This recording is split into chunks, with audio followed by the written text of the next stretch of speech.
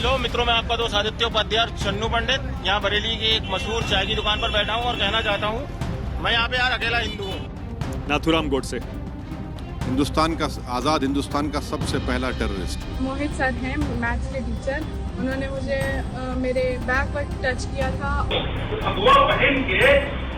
दोस्तों नमस्कार, मेरा नाम प्रशांत है और आप देखना शुरू कर चुके हैं आपका अपना चैनल द कॉन्फ्लिक्ट लेंस। दोस्तों आज के इस वीडियो में मैं आपको दिखाने जा रहा हूं कि इस देश में अब आपके कपड़ों का रंग तय करेगा कि आप क्या खाएंगे। जी मैं सही बात कर रहा हूं, क्योंकि कुछ ऐसा वाकया हुआ है जिसके बाद से इस तरीके की बातें सामने आ रही हैं। उत्तर प्रदेश की राजधानी का ये मामला है। क्या मामला है ये मैं दिखाऊंगा। एक खबर आपको दिखाने जा रहा हूं कि वोट चोरी के मसले पर प्रधानमंत्री नरेंद्र मोदी को लोग अब दौड़ाना शुरू कर चुके हैं। दौड़ाना in the sense social media पर आगे आगे मोदी और पीछे पीछे लोग सवाल पूछ रहे हैं कि भाई साहब बता तो दो, एक बार बता तो दो, क्या वोट चोरी करके प्रधानमंत्री बने हो क्या? लोग पूछ रहे हैं।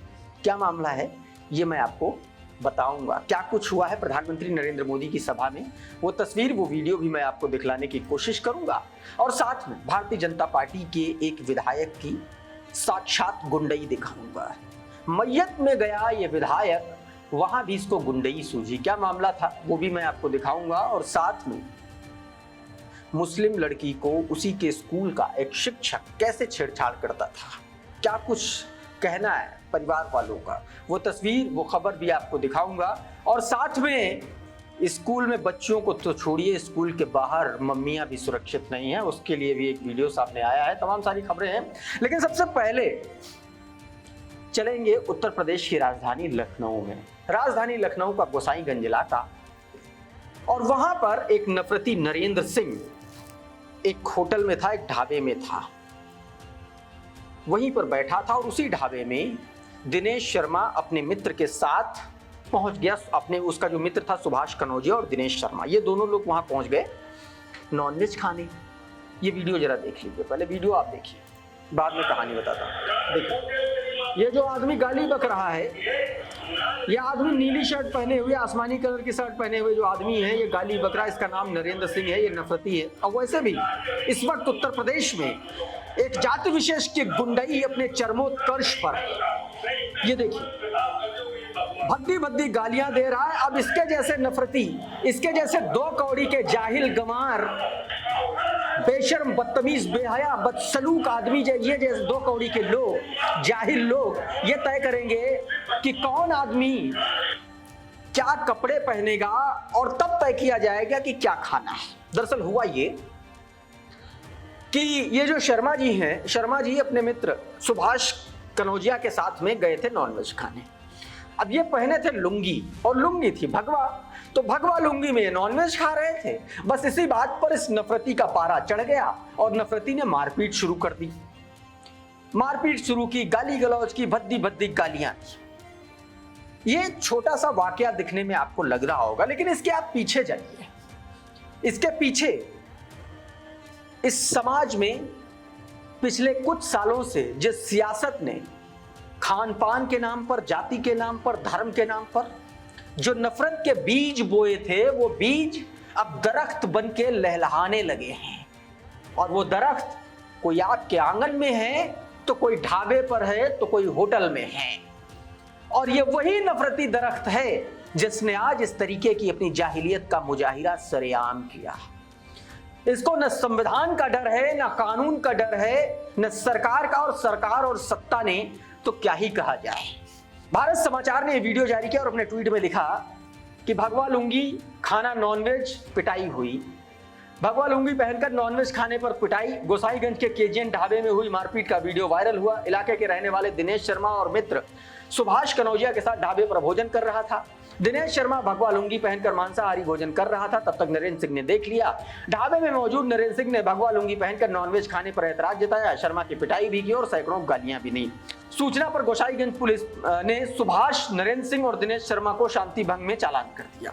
अब आप समझिए पुलिस ने क्या किया। पुलिस ने नफरती नरेंद्र को नहीं अरेस्ट किया। जो व्यक्ति खाना खा रहा था जिस व्यक्ति के साथ मारपीट हुई, गाली गलौज की, पुलिस ने साथ में उसको भी नाप दिया। तो इस तरीके की है उत्तर प्रदेश की पुलिस। धृतराष्ट्र अभी पूछ दो कि जांच की, तो कहे हाँ भाई साहब जांच की, और जांच इतनी की कि ऐसी जांच तो ना रॉ कर सकती है ना आईबी कर सकती है। इस तरीके की जांच की और तीनों को शांति भंग में जो है चालान कर दिया। तो ये स्थिति है उत्तर प्रदेश की नफरत की, और ये कारनामा है उत्तर प्रदेश की पुलिस का कि पीड़ित को ही जेल भेज दिया। उधर वोट चोरी के मुद्दे पर भारतीय जनता पार्टी की केंद्र सरकार बुरी तरीके से फंसी हुई है, और ऐसा फंसी है कि अब आम जनता, सामान्य नागरिक, जो कुछ साल पहले तक हर हर मोदी घर घर मोदी कर रहा था, वो आदमी अब मोदी जी के भाषण में आकर के पूछ रहा है कि अरे भाई साहब बताओ, वोट चोरी करके चुनाव जीते हो क्या? और एक बार नहीं, कई कई बार लोग पूछ रहे हैं। जरा ये खबर देखिए, ये मोदी जी की बीते दिन की हुई रैली की ये खबर है, और उस रैली में अनिल मुखिया नाम का एक व्यक्ति है, और वो लगातार सवाल पूछ रहा है। इस व्यक्ति ने 15 अगस्त के मौके पर जब लाल किले की प्राचीर से नरेंद्र मोदी भाषण दे रहे थे, उस वक्त भी इसने सवाल किया था। उस वक्त उसने क्या सवाल किया था वो मैं सबसे पहले आपको दिखाता हूं। ये देखिए, ये 15 अगस्त की प्राचीर से भाषण देते हुए प्रधानमंत्री नरेंद्र मोदी की तस्वीर है, और इसी लाइव में नीचे जब लाइव भाषण चल रहा था मोदी जी का यूट्यूब पर, तो इस व्यक्ति ने सवाल किया था मोदी जी से, कुछ पूछा था।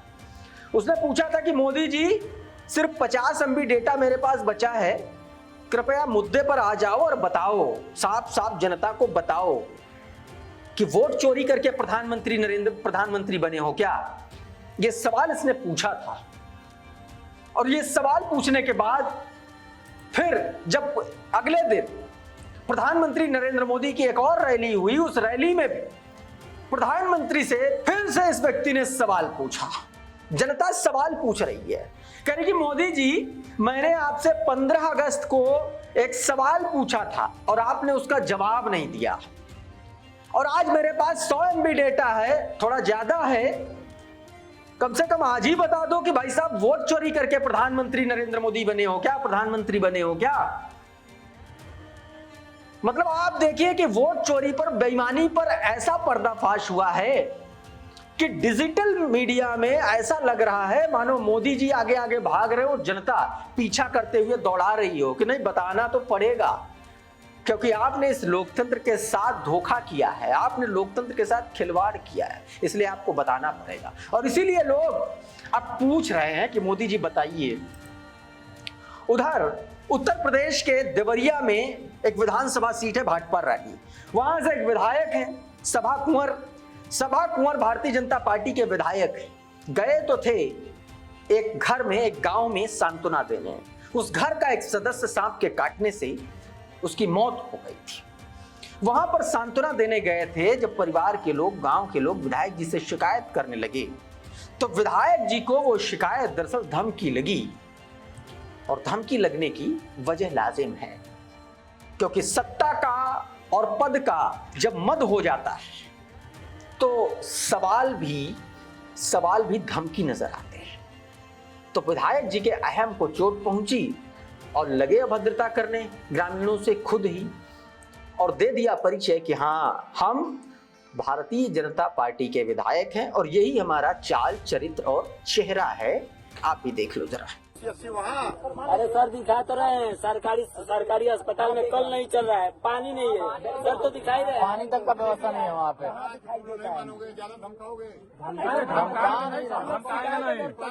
धमकाएंगे आपको, हम अपनी बात रख रहे हैं तो धमकी लग रहा है आपको। हम तो रिक्वेस्ट कर रहे हैं, कभी गया हमारे पास शिकायत करने। तो इस तरीके से विधायक जी ने अपनी पहचान बता दी। उधर उत्तर प्रदेश की राजधानी लखनऊ का सेंट जोसेफ स्कूल, छात्राएं और अभिभावक, ये 3 किरदार और 3 किरदारों में फंस रही एक छात्रा, एक मासूम छात्रा, मुसलमान समाज से आने वाली एक लड़की, जिसका शोषण कर रहा था उसी के स्कूल का एक टीचर, जो उसको बैग टच करता था, जब वो बाथरूम जाती थी उसको पीछे से वो घूरता था, उसको गलत तरीके से देखता था।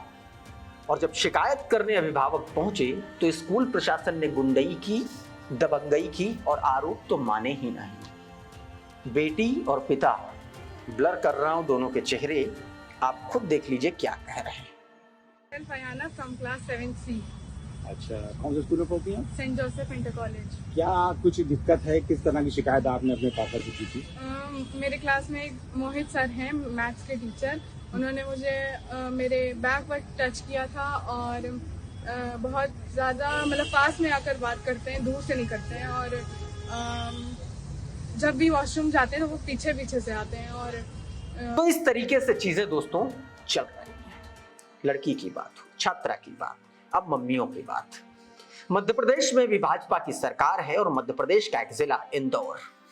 ये वीडियो जरा देखिए। अपने बच्चों को स्कूल जो है छोड़ने जा रही थी ये महिला, या मेरे ख्याल से स्कूल से छोड़ के आ रही थी, और उसी दौरान देखिए किस तरीके से दो शोहदों ने छेड़छाड़ की महिला से। एक ऐसी महिला जो अपने बच्चों को स्कूल छोड़ के आ रही थी। इन तस्वीरों में आप साफ तौर पर देख सकते हैं। नीचे एक और तस्वीर है, वो तस्वीर पुलिस किस तरीके से उन शोहदों का इलाज कर रही है उसकी तस्वीर है। ये इंदौर की तस्वीर बताया जा रहा है। इनका ये जो दोनों शोहदे हैं, जो दोनों बदमाश हैं, एक का नाम अरुण प्रजापति, दूसरे का नाम पंकज प्रताप प्रजापति है दोस्तों। तो इस तरीके से चीजें हुई। उधर दोस्तों न्यूज 24 के मंथन प्रोग्राम में, मंथन कार्यक्रम में एक बड़ा मामला सामने आया। मानव गुप्ता को जलील कर दिया असदुद्दीन ओवैसी ने। कैसे जलील किया नाथूराम गोडसे को लेकर के, ये आप देखिए। नाथूराम गोडसे हिंदुस्तान का, आजाद हिंदुस्तान का सबसे पहला टेररिस्ट। जो बंदूक देश में उठाएगा वो टेररिस्ट है। बिल्कुल, आप जो बंदूक उठाएगा वो टेररिस्ट है। वो तो लॉ कहता है ना, आप और हम कहने की जरूरत नहीं है। मगर आपको इतनी तकलीफ क्यों हो रही गोडसे को टेररिस्ट बोले? मुझे कोई तकलीफ नहीं। कोई बात नहीं, चलिए पास चलिए। मर्डरर भी कह सकते हैं। नहीं, टेररिस्ट है। किसको मारा आपने? किसको मारा? एक ज़ईफ बूढ़े आदमी को आपने उसके जिस्म में नमस्ते करके उसको उसके छाती पर आपने गोलियां चलाई। तो दोस्तों इस तरीके से मानव गुप्ता हो गए सरेआम जलील, क्योंकि नाथूराम गोडसे को असदुद्दीन ओवैसी ने कह दिया आतंकवादी और कहलाना मानव गुप्ता चाह रहे थे सिर्फ हत्यारा। इस तरीके से सरेआम हो गए ये जलील। और आखिर में एक ये वीडियो देख लीजिए। इनका नाम आदित्य उपाध्याय। आदित्य उपाध्याय मुसलमानों के बारे में क्या कह रहे हैं ये आपको सुनना चाहिए, और हर नफरती को सुनना चाहिए जिसके दिमाग में गोबर भर चुका है और जिसका गोबर भरने का काम इस देश की सियासत ने किया है। सुनिए। लो मित्रों, मैं आपका दोस्त आदित्य उपाध्याय चन्नू पंडित यहाँ बरेली की एक मशहूर चाय की दुकान पर बैठा हूँ और कहना चाहता हूँ, मैं यहाँ पे यार अकेला हिंदू हूँ। यहाँ कोई मेरे अलावा कोई हिंदू नहीं है, सब मुसलमानी है। और ये सब मेरे दोस्त हैं, मेरे बचपन के साथी हैं, मित्र हैं। और यार मुझे मुसलमानों से कोई खतरा नहीं है। आजकल कुछ राजनीतिक पार्टियां मुसलमानों के नाम पर हिंदुओं को भड़काकर उनके वोट के चक्कर में ये अफवाह फैला रही है कि मुसलमानों से खतरा है। तो भाई मैं तो बचपन से मुसलमानों के साथ हूँ, सब मुसलमान हैं यहाँ, इन्हीं के साथ बैठा हूँ, चाय पी रहा हूँ, चाय की चुस्कियाँ ले रहा हूँ और लगभग रोज आता हूँ। तो दोस्तों इस वीडियो में फिलहाल इतना ही। बहुत बहुत शुक्रिया, बहुत बहुत धन्यवाद। आप जुड़े रहिए आपके अपने चैनल द कॉन्फ्लिक्ट लेंस के साथ। नमस्कार।